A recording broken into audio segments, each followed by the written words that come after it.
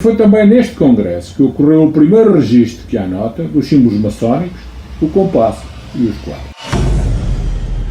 São tão bonitas as carbonárias, são tão catitas as libertárias. Oh, que lindo rancho da mocidade, cantai raparigas, viva a liberdade. Boa tarde, o meu nome é José Abranches e hoje, no âmbito deste ciclo de videoconferências sobre a maçonaria, que em boa hora a Grande Loja Simbólica de Portugal decidiu levar a cabo, foi-me endereçado o convite para vos vir falar sobre maçonaria e carbonária.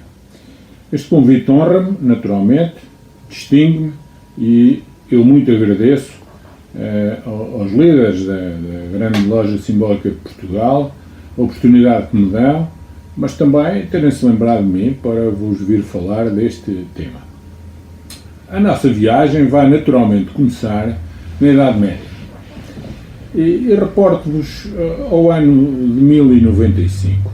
Enfim, desde o momento em que, por iniciativa do Papa Urbano II, em 1095, como vos dizia, para a difusão do cristianismo na Europa, se tinha percebido com a Cruzada dos Pobres da necessidade de cristianizar a Europa pagã, politeísta e bárbara do Norte, tendência que se adivinhava já desde a vitória em Poitiers de Pino Breve, o pai de Carlos Magno, imperador que se fez coroar em Roma.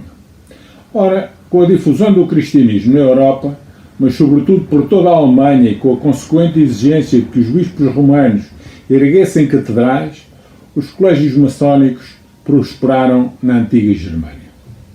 Mas também no sul da Europa, com a publicação em 1248 da chamada Carta de Bolonha, chegam ao nosso conhecimento fontes da maçonaria operativa que não podem ser nem devem ser ignoradas. Mas centremos-nos primeiro no caso alemão. Geralmente designados como Steinmetzen ou canteiros, estas fraternidades maçónicas levantaram igrejas e catedrais por toda a Europa continental. A sociedade dos canteiros continha uma grande variedade de classes e ocupações que incluíam Steinmauer, ou assentadores de pedras, Steinhauer, ou cortadores de pedra, bem como Steinmetzen, uma palavra derivada de Stein, ou pedra, e Metzen, um derivado da palavra Metzel, ou entalhador, uma arte mais detalhada e refinada do que dos simples cortadores de pedras. A construção dos voltés, ou lojas situadas junto às igrejas, em construção, serviu como estúdio de projeto, como local de trabalho, mas também como dormitório, enfim, dos operários, dos trabalhadores que construíam estas igrejas, estas catedrais. Um dos mais antigos registros de lojas maçónicas encontra-se exatamente na cidade alemã de Hirschau, agora Hirsau, no atual estado de Baden-Württemberg. As lojas maçónicas, instaladas na cidade de Hirschau, no final do século XI, trabalhavam sob a ordem beneditina da Alemanha e foram as primeiras a estabelecer o estilo gótico na arquitetura. Vou-vos falar agora dos símbolos dos maçons na Alemanha. Ora, já em 1149, as primeiras Zunfts alemãs, ou sindicatos de pedreiros, desenvolveram-se em Magdeburgo, Würzburg, Speyer e Strasbourg. Em 1250, a primeira grande loja de maçons formou-se na cidade de Colónia, na Alemanha. A grande loja foi formada como uma parte do imenso empreendimento necessário para a construção da Catedral de Colónia. O primeiro congresso maçónico ocorreu na cidade de Strasbourg, então na Alemanha, no ano de 1275, fundado pelo grão-mestre Erwin von Steinbach, o arquiteto da cúpula da Catedral de Strasbourg e encarregue da construção da Catedral. E foi também neste congresso que ocorreu o primeiro registro que anota dos símbolos maçónicos, o compasso e os quadros. Ora, embora Strasbourg fosse considerada a primeira grande loja daquela época, outras grandes lojas maçónicas já tinham sido fundadas em Viena e em Berna, bem como a anteriormente já referida em Colónia. E foram denominadas Überuten ou grandes lojas. Diversos congressos maçónicos ocorreram na cidade de Strasbourg entre 1498 e 1563. Nesta época, os primeiros símbolos maçónicos registados na Alemanha representavam 4 compassos posicionados em torno de um símbolo de um sol pagão e dispostos em forma de suástica ou da roda solar ariana. Os símbolos maçónicos daquela época também exibiam o nome de São João Evangelista, o santo padroeiro dos maçons alemães. Ora, a Zugerut, grande loja de Colónia, e o seu grão-mestre, era considerada a cabeça da hierarquia das lojas maçónicas de todo o norte da Alemanha de então. O grão-mestre de Strasbourg, na época cidade alemã, hoje francesa, era o chefe de todas as lojas maçónicas de todo o sul da Alemanha, como por exemplo a Baviera, Hesse, e das principais cidades de França. As grandes lojas de maçons da Alemanha recebiam o apoio da Igreja e da monarquia. Aliás, o imperador Maximiliano, no Congresso Maçónico de 1275 em Strasbourg, proclamou a sua proteção à maçonaria, bem como a proteção do Santo Ofício Papal, proteção confirmada em 1278 pelo Papa Nicolau II. Foram os privilégios concedidos a estas guildas laicas de construtores, pelos imperadores e pelos papas, que levaram a dar aos seus membros o nome de Freimaurer ou Pedreiros Livres. A Catedral de Strasbourg tornou-se luterana em 1525 e outras se seguiram. Em 1563, os decretos e artigos da Fraternidade dos Canteiros foram renovados na loja-mãe em Strasbourg no dia de São Miguel. Estes regulamentos estabeleciam 3 elos importantes com a maçonaria moderna. Em primeiro lugar, os aprendizes eram livres na conclusão do serviço prestado ao seu mestre, o que sem dúvida é a origem da palavra Freemason ou franco-maçom. Em segundo lugar, a natureza fraternal da loja era retratada numa série de regulamentações, tais como o atendimento dos doentes ou a prática do ensino de um irmão, sem nada cobrar, nos termos do artigo 14. Em terceiro lugar, os maçons utilizavam o aperto de mão secreto como meio de identificação. A curiosidade ressalta 2 artigos deste regulamento que são incontornavelmente normativos e que são os seguintes: nenhum mestre ensinará um companheiro por dinheiro, o artigo 14º, e nenhum artesão ou mestre aceitará dinheiro de um colega para mostrar ou ensinar qualquer coisa relacionada com a maçonaria. Da mesma forma, nenhum vigilante ou companheiro mostrará ou instruirá qualquer um por dinheiro a talhar, conforme dito acima. Se, no entanto, alguém desejar instruir ou ensinar, outro poderá muito bem fazê-lo uma mão lavando a outra, ou por companheirismo, ou para assim servir o seu mestre. E acabei de citar. No artigo 54, que eu vou passar a citar, dizia-se o seguinte: em primeiro lugar, cada aprendiz, quando tiver servido e concluído o seu tempo e for declarado livre, prometerá à ordem, pela verdade e pela sua honra, ao invés de juramento, sob pena de perder o seu direito à prática da maçonaria, que não divulgará ou comunicará o aperto de mão e a saudação de pedreiro a ninguém, exceto àquele a quem ele pode justamente comunicá-las, e também que ele não escreverá coisa alguma sobre isso. Ora, estas regras de Strasbourg estipulavam ainda que a entrada na fraternidade era feita por livre vontade e indicava claramente os 3 graus de aprendiz, de companheiro e de mestre. Na fraternidade maçónica alemã exigia-se ainda que se fizesse um juramento e que os pedreiros se reunissem em grupos chamados capitel, os capítulos. As regras instruíam os maçons a não ensinar a maçonaria a não-maçons.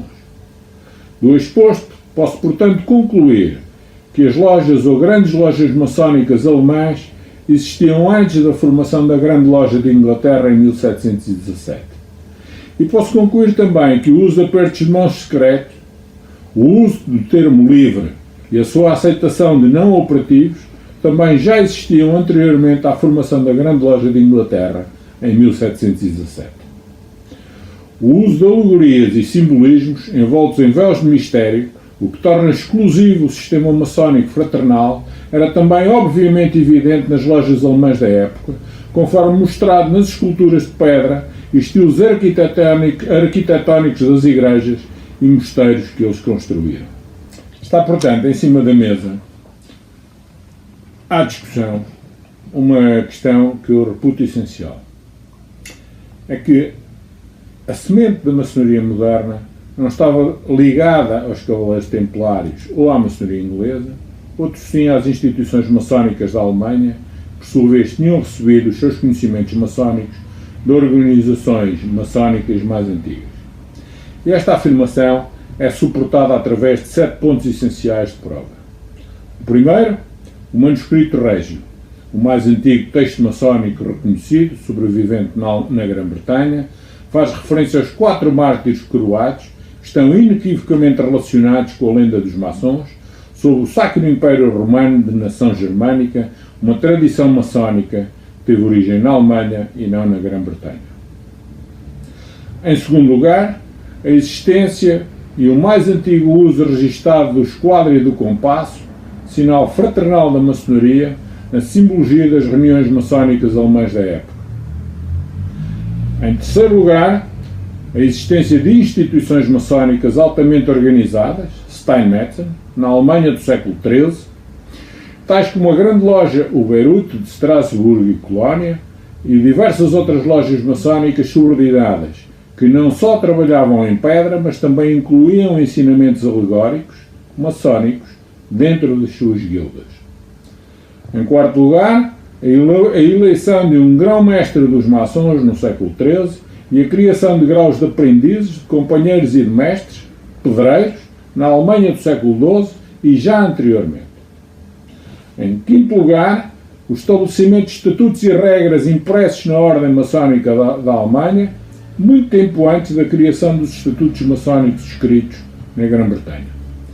A inclusão, em sexto lugar, a inclusão de membros não operativos ou especulativos, tais como o rei Rodolfo I em lojas maçónicas na Alemanha do século XIII.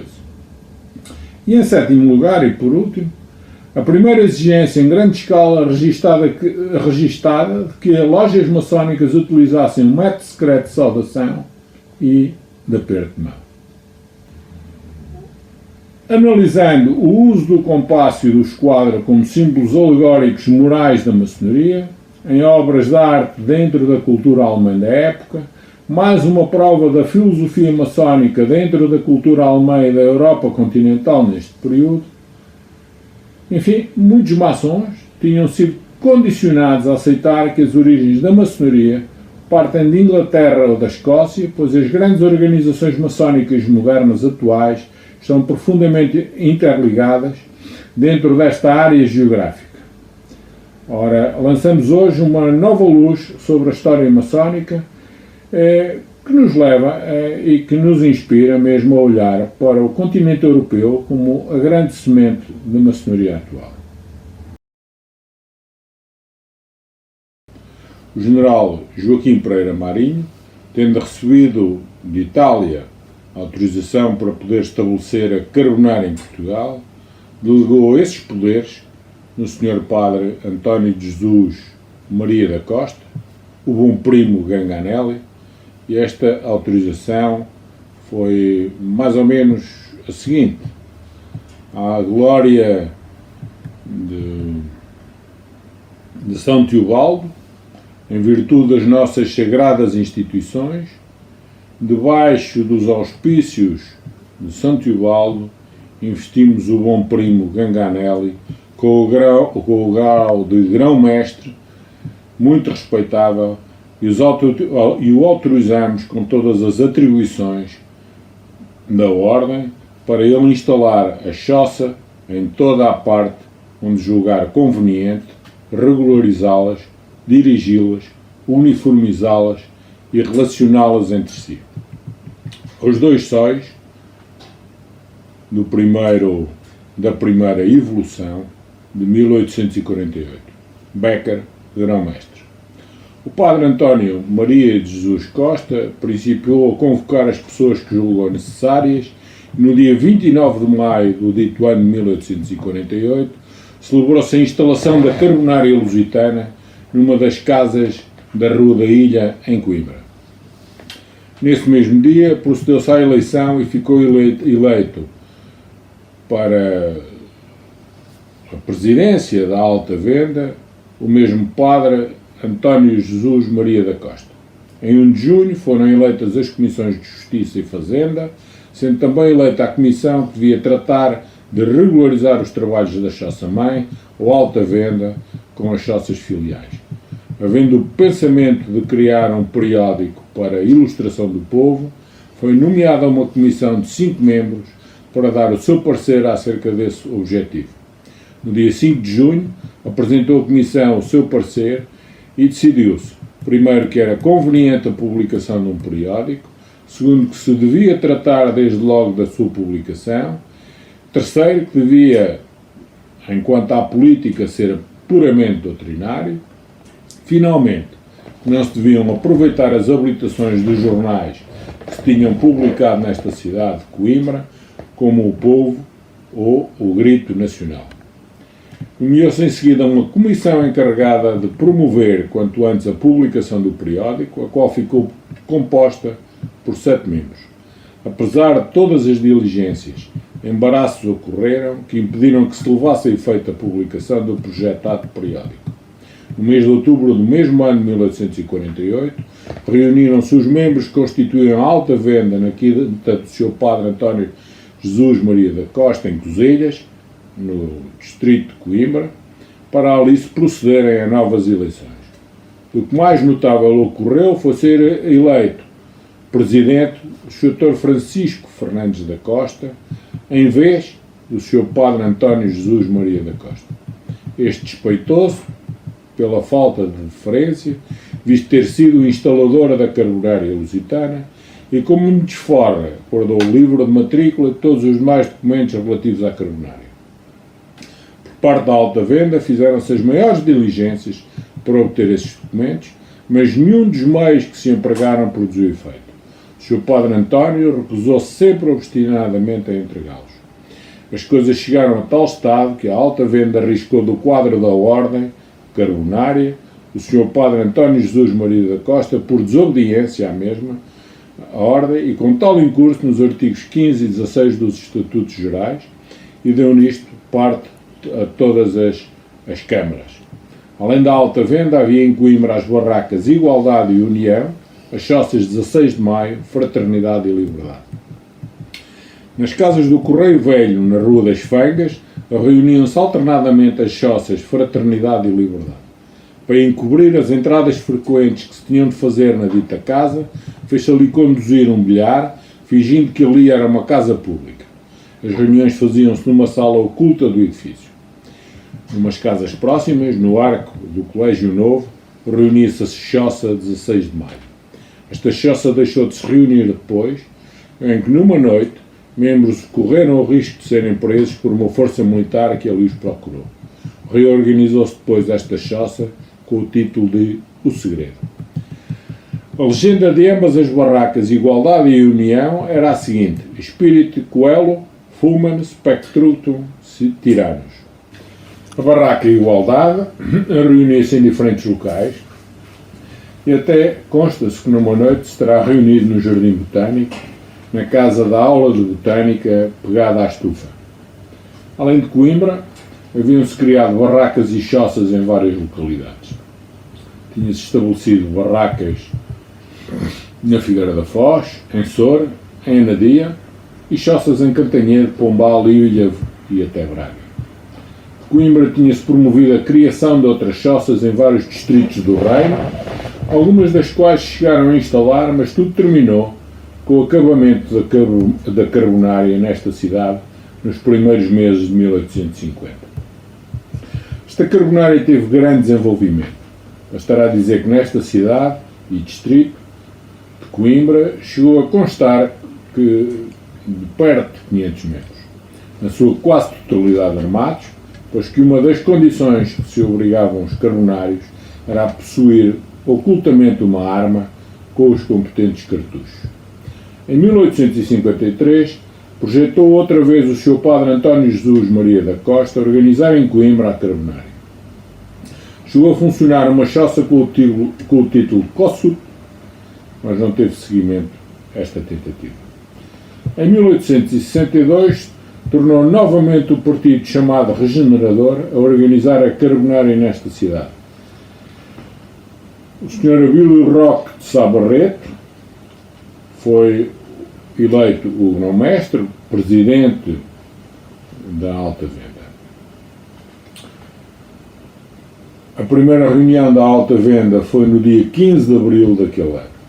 Além da Alta Venda, houve mais em Coimbra a Barraca Liberdade, tendo na sua dependência a Choça União, e a Barraca Silêncio, todos na sua dependência a Choça Liberdade. Em Cantanhede organizou-se também a Barraca Esperança e em Soura a Barraca Fraternidade.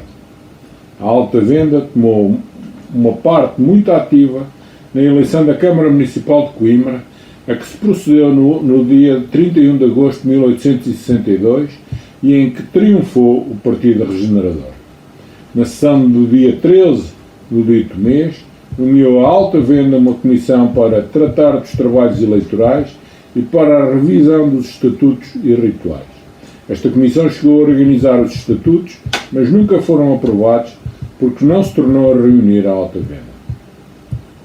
Em 1864, ainda se fez um último esforço para se organizar a Carbonária. Além dos antigos sócios, foram metidos outros de novo e, procedentes no dia 2 de março à eleição da Alta Venda, novamente ficou sendo presidente do Conselho, enfim, da Alta Venda, o Sr. Abílio Roque de Sá Barreto. Um dos principais fins desta organização carbonária era fundar uma imprensa onde se imprimisse o Jornal de Comércio de Coimbra, visto que não podia continuar na imprensa da Universidade, já pela enérgica oposição que se fazia ao partido histórico, que então estava no poder, e já pelo alcance que se achava para com a mesma imprensa. Efetivamente, passaram-se as ações necessárias e a imprensa estabeleceu-se na Rua da Calçada. Esta carbonária nada mais fez e, passado muito pouco tempo, deixou de funcionar. Os historiadores não concordam na classificação das sociedades secretas como a carbonária, que nós obrigamos por a simbólica se religar no reino vegetal sob a designação de maçonaria florestal ou maçonaria da madeira, de acordo com Jacques Breng. Uns não levam em conta o seu passado lenhador e jardineiro, outros negam a estrutura maçónica e há ainda quem considere paramaçónicas, como por exemplo Oliveira Marques. Este autor transcreve um manuscrito existente na Biblioteca Nacional com os estatutos de uma sociedade secreta, a Sociedade Caporática, Sociedade dos Jardineiros, fundada em Coimbra, nos primeiros anos do século XIX, nos quais apareceram símbolos vegetais, em primeiro lugar o jardim, o molde da loja na maçonaria da pedra e da venda na maçonaria florestal. Sendo a carbonária um instrumento de revolução, armado noutros tempos, não poderia ser legitimado por nenhuma sociedade-mãe, por isso ela é irregular por natureza e não apenas por admitir mulheres. Porém, mais do que uma sociedade secreta, a carbonária é uma sociedade iniciática. Ela pratica um rito e transmite um mito fundador, na essência um mito solar. A admissão de novos elementos faz-se por iniciação, segundo o rito florestal. As assembleias nas quais os bons primos se iniciam, no grau de aprendiz, e levam-se ao grau de companheiro, vendedor, e exaltam-se no grau de mestre. Decorrem em ambiente sacerdotal num templo. Conhecendo os instrumentos ou elementos simbólicos do discurso, transmitidos pelo rito, os carbonários ficam na posse de um código e de referências próprias que lhes permitem reconhecerem-se e comunicarem fora do templo sem se denunciarem aos estranhos, que são os pagãos, e não os profanos, como na maçonaria. Na sequência, vem outro aspecto relevante do carbonarismo, a hospitalidade iniciática.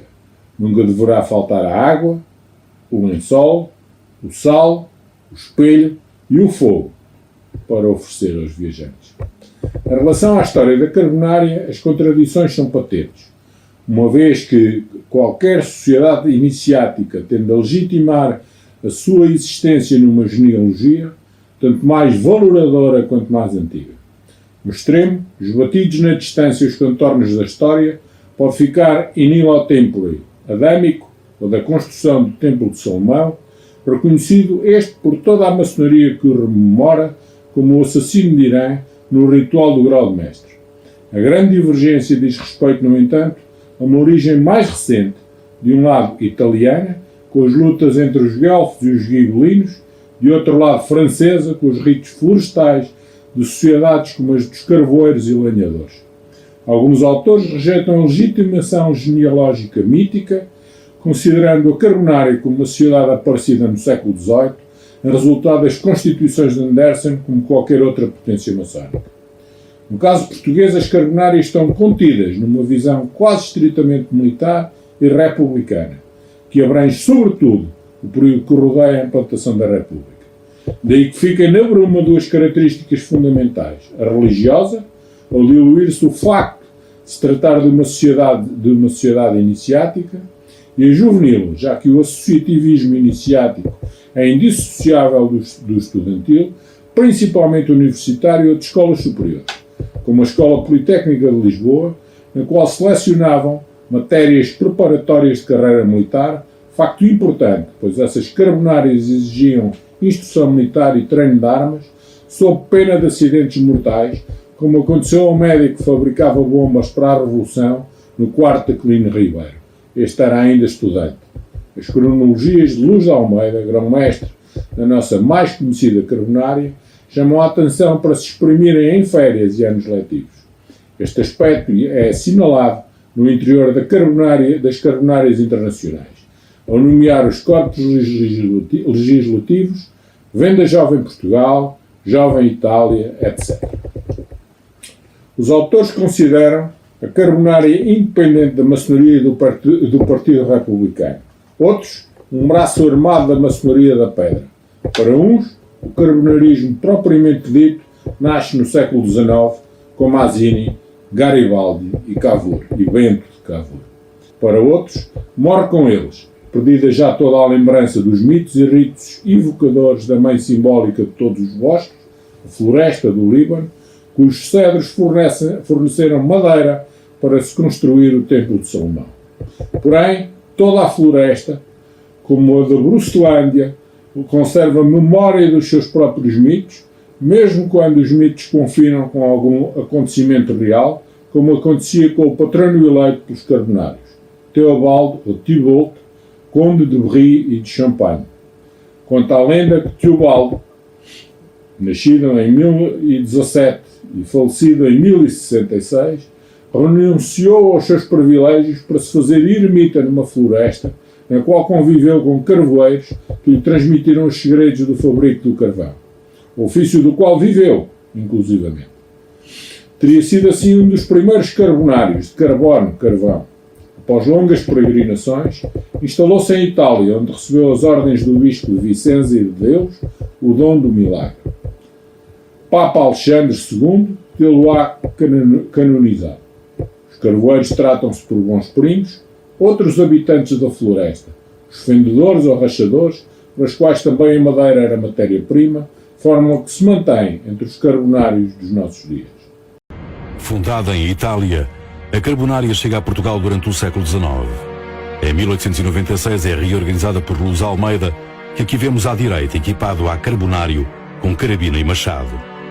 As deportações ocorridas após a sublevação republicana de janeiro de 1891 no Porto convencem alguns estudantes maçons de que só pela força conseguirão derrubar a monarquia. Como a maçonaria não permite a entrada de analfabetos nas lojas, os estudantes investem na Carbonária. Esta organização secreta pode assim recrutar elementos tanto nos meios operários como na chamada tropa rasa, soldados, cabos e sargentos. Juro, pela minha honra de cidadão livre, guardar absoluto segredo da existência e fins desta sociedade. Derramar o meu sangue pela regeneração da pátria. Obedecer aos meus superiores. Que os machados dos rachadores de cada canteiro se ergam contra mim, se faltar a este solene juramento. Mesmo sabendo que a traição é paga com a morte, os primos da Carbonária multiplicam-se por todo o país. Os recrutados são primeiro integrados nos níveis mais baixos da organização, o canteiro e a choça. No topo da pirâmide está o diretório da Alta Venda. Nesta imagem, vemos o fundador Luz Almeida ao centro, o comissário da Marinha Machado dos Santos à direita e António Maria da Silva à esquerda. será uma organização secreta capaz de derrubar um regime com séculos em Portugal? Em 1906, perante a ameaça real de uma revolução republicana, o rei Dom Carlos encarrega João Franco de formar governo. Entra. Entra, João Franco. Boas tardes, Majestade. Senta-te, se fazes favor.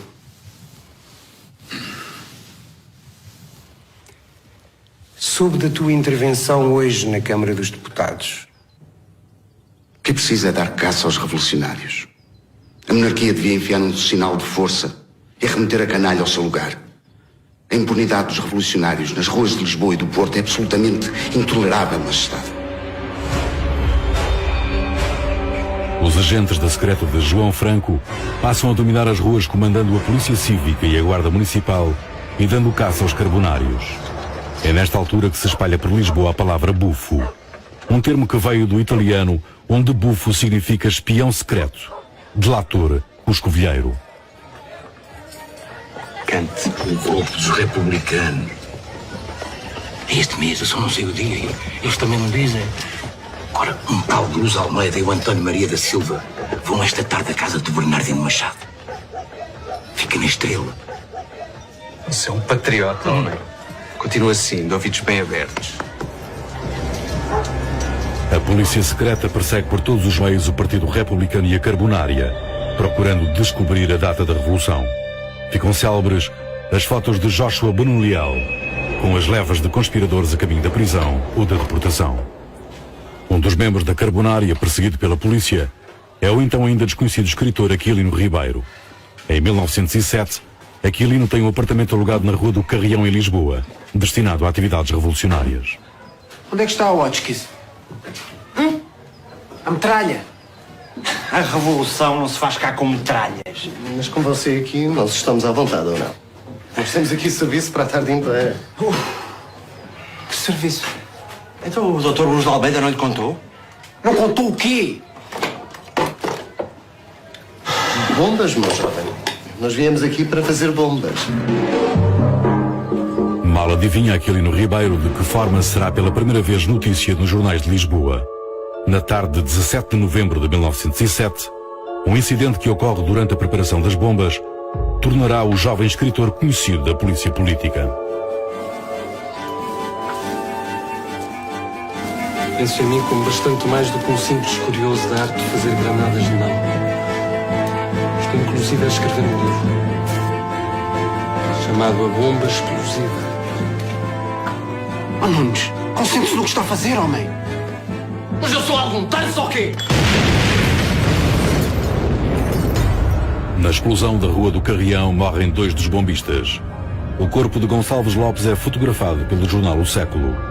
Aquilino Ribeiro, por sorte, escapa ileso, mas vai parar às mãos do juiz Veiga. O chefe da Polícia Secreta do Rei é, segundo o escritor, o papão dos republicanos, o terror dos anarquistas, o alcoviteiro do rei. No livro Um Escritor Confessa-se, Aquilino descreve o memorável interrogatório político a que foi submetido. De uma vez por todas, diga-me. Quando? E por quem foi recrutado? Eu reafirmo-lhe que não tenho qualquer ligação à Carbonária ou pessoas que lhe pertençam. Chega. Guarda!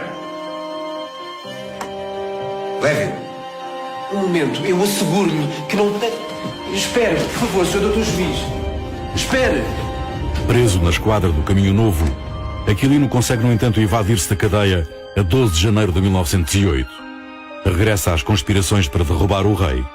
Poucos dias depois, a polícia secreta do juiz Veiga consegue desmantelar a conspiração republicana de 28 de janeiro de 1908.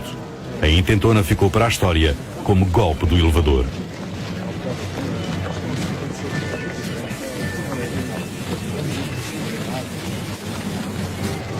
Senhor Deputado Afonso Costa, o senhor está preso. Meus senhores, a Revolução Republicana morreu aqui. Afonso Costa, António José de Almeida, Egas Muniz, futuro Nobel da Medicina, foram alguns dos conspiradores presos no Chiado. Por esses dias, o juiz Veiga renuncia também ao cargo, depois de um conflito com o ditador João Franco. Já sem o chefe que os liderou durante uma década, os agentes da polícia secreta do rei não conseguem descobrir a inesperada armadilha montada pela Carbonária no terreiro do Paço. Alfredo Costa, Manuel Buissa e outros carbonários pagam com a vida o preço do regicídio. João Franco é exonerado. Sem a repressão do ditador, abre-se caminho para a Carbonária se expandir. Em apenas 2 anos, a organização consegue reunir clandestinamente cerca de 20 mil homens, prontos a lutar pela causa republicana. A 5 de outubro de 1910, a conspiração longamente preparada dá finalmente origem a uma revolução triunfante. Nas barricadas da Rotunda, forjam-se alguns dos heróis da República, que mais tarde serão os revolucionários políticos perseguidos pelo Estado Novo. É o caso de Manuel António Correia. Com 18 anos alista-se voluntariamente na tropa e entra também para a Carbonária. Na noite de 4 de outubro, contribui para amutinar a Infantaria 16, o quartel de Campolide, que foi decisivo para a vitória republicana. Outro dos históricos da Rotunda é Sarmento Pimentel, que viveu depois exilado durante o salazarismo e só regressou a Portugal depois do 25 de Abril.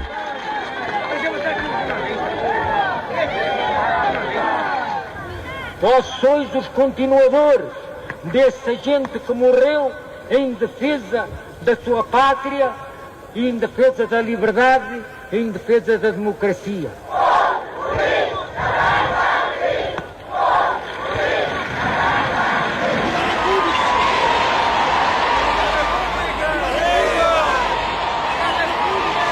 O chefe da Carbonária, Luz Almeida, não assiste aos primeiros vivas à República, porque se encontra exilado em França. É por isso Machado Santos quem esfia a Carbonária na grande Revolução Republicana. Machado Santos será uma figura de referência para a geração de Agostinho Lourenço. Em 1910, os republicanos prometem acabar com a polícia secreta do rei e seus espiões. Mas poucos dias depois da vitória, iniciam uma perseguição sem tréguas aos arqui-inimigos da maçonaria, os jesuítas, considerados o principal obstáculo ao progresso da República. Em Campolide, no principal colégio jesuíta de Lisboa, pratica-se a caça ao sacerdote. Os jesuítas eram um caso especial porquê? Porque eram a ordem religiosa mais forte, e eram a ordem religiosa que historicamente sempre tinha sido olhada como um Estado à parte, ou seja, um Estado dentro daquilo que era o Estado cívico. E, portanto, o que o republicanismo fez foi objetivar no jesuitismo aquilo que alegadamente eram todas as falhas morais e todas as falhas políticas que a Igreja, enquanto corpo em geral, tinha. Nas levas de prisioneiros conduzidas pela Guarda Republicana a caminho da deportação, onde antes estavam carbonários, estão agora padres jesuítas. Mais tarde, durante o Estado Novo, serão novamente os republicanos maçons a serem perseguidos por um conservador católico, Oliveira Salazar. Uma alternância que encerra parte da história da repressão política em Portugal. A Carbonária foi extinta depois de concretizado o seu principal objetivo, a implantação da República. Ninguém sabe. Então preparem-se, porque a Carbonária vai reunir.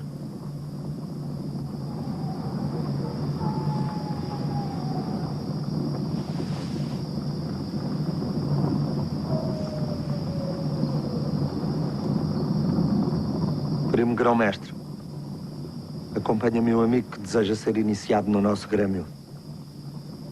Respondes por ele? Podes estar tranquilo. Este homem é da minha confiança.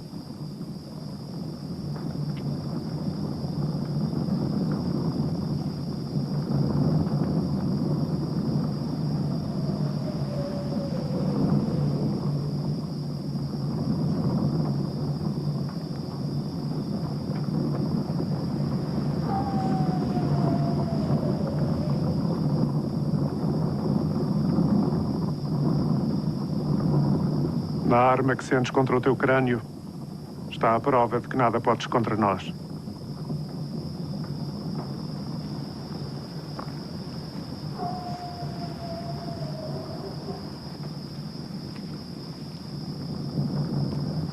O grilhão que te aperta as mãos significa que quem não pertence à Carbonária é um escravo dos inimigos do povo.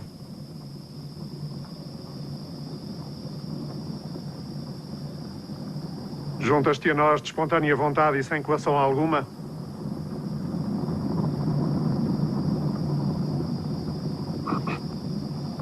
Sim. Junto-me à carbonária por minha vontade.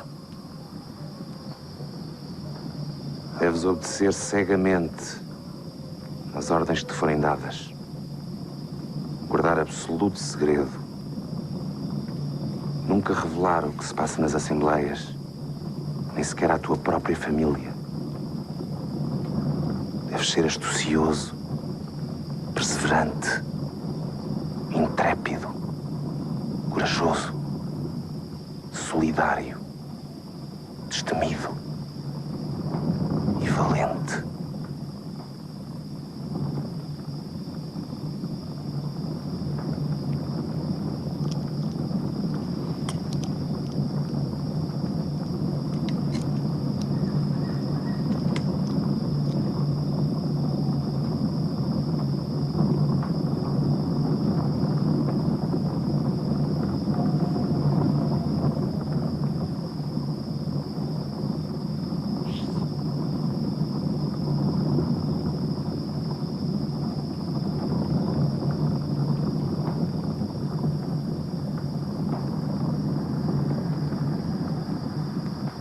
Juro pela minha honra de cidadão livre, guardar absoluto segredo dos fins e existência desta sociedade, derramar o meu sangue pela regeneração da pátria, obedecer aos meus superiores e que os machados dos rachadores de cada canteiro se ergam contra mim se faltar a este solene juramento.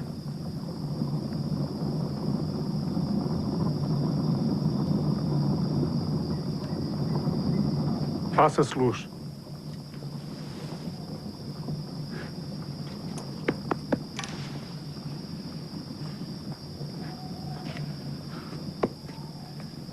E agora já somos primos? Com certeza. Aquele ali é o Luz de Almeida, o grão-mestre da Alta Venda. São tão bonitas as carvoeiras, são tão catitas e feiticeiras. Oh, que belo rancho da mocidade, canta raparigas, viva a liberdade. Liberdade, liberdade, quem a tem chamar-lhe sua. Eu não tenho liberdade nem para pôr o pé na rua. Liberdade, liberdade, quem a tem chamar-lhe dela. Eu não tenho liberdade nem de me pôr à janela. São tão bonitas as carbonárias, são tão catitas as libertárias. Oh, que lindo rancho da mocidade. Cantai raparigas, viva a liberdade.